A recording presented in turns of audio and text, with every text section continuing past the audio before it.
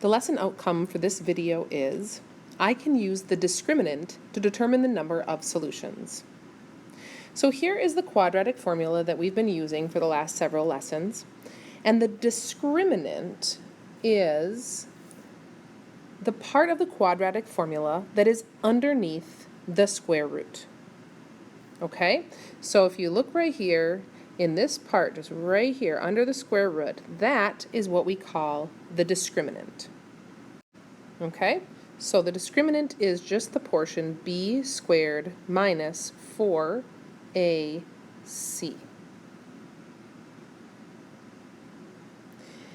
Now, what does the discriminant do for us? To be honest, not a lot, but it does help us simply determine the number of solutions that an equation is going to have.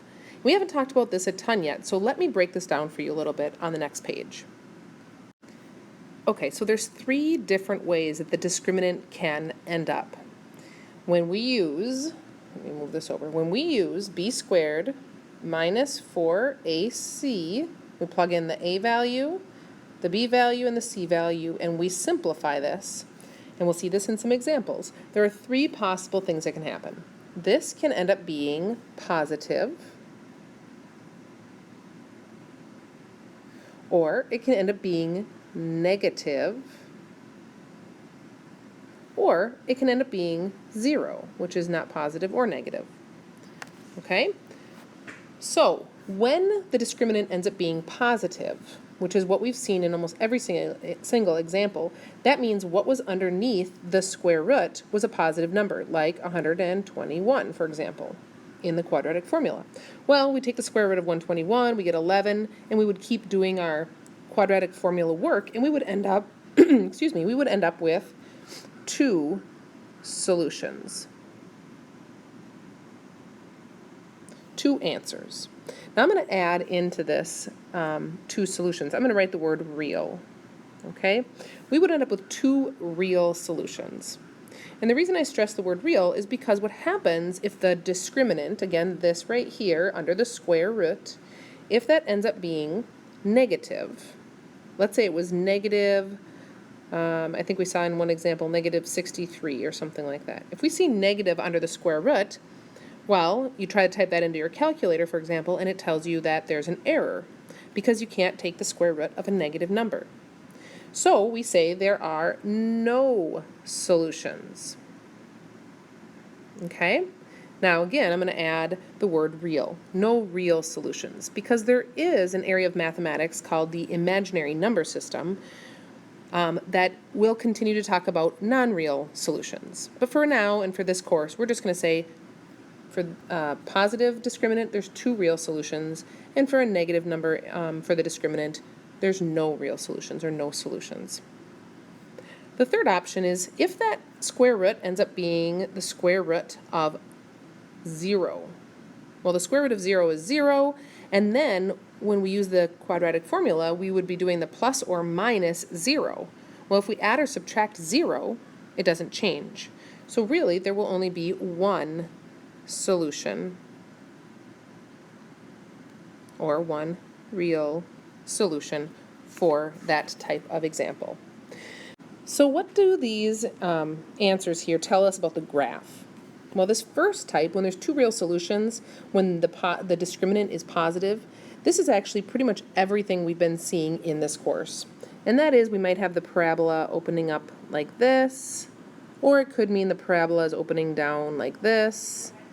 But if there's 2 real solutions, it means that the parabola crosses the x-axis at 1, 2 points. Okay, so there's an example of a parabola that touches the x-axis at 2 points. Those would be my 2 solutions, my 2 x-intercepts.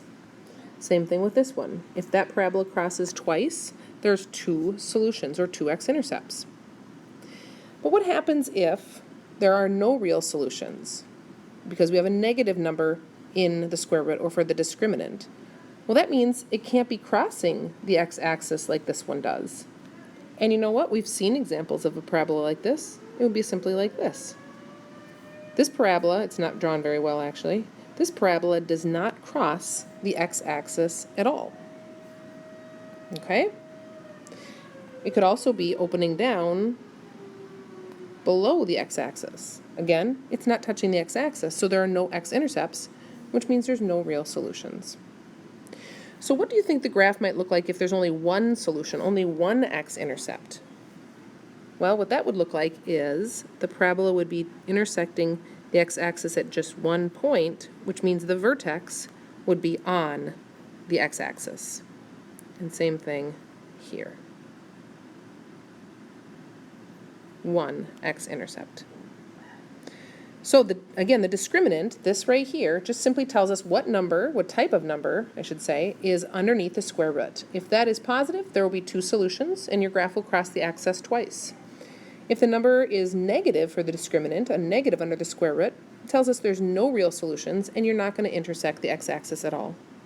If the discriminant ends up being a 0 under the root, that means there's only one real solution, and the vertex must be on the x-axis. Let's take a look at some examples. Okay, so let's try this example. The question is, how many solutions will this equation have? Will it have 2 real solutions? Will it have 1 real solution? Or will it have no real solutions?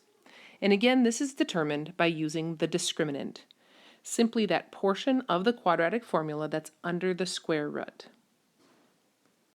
So that discriminant is b squared minus 4ac, just the portion of the quadratic formula underneath the square root. This is a, this is b, and this is c. So we will go ahead and put 5 in, which is b squared, minus 4 times a, which is 2, times c, which is 3. So 25, 5 squared is 25. Minus 4 times 2 is 8, and 8 times 3 is 24. 25 minus 24 is 1. Since the discriminant is 1, there will be 2 real solutions. All right, let's just try one more quick one here. I'm just going to jot this down right here. Let's do 0 equals x squared plus 3x plus 10. Okay, and the discriminant, again, is b squared minus 4ac. Our a value right here is 1. We'll write a right there, sorry. A. And b is 3, and c is 10. So when we put b in for b squared, we're going to say 3 squared minus 4 times a, which is 1, times c, which is 10. 3 squared is 9, minus 4 times 1 times 10 is 40, and 9 minus 40 is negative 31.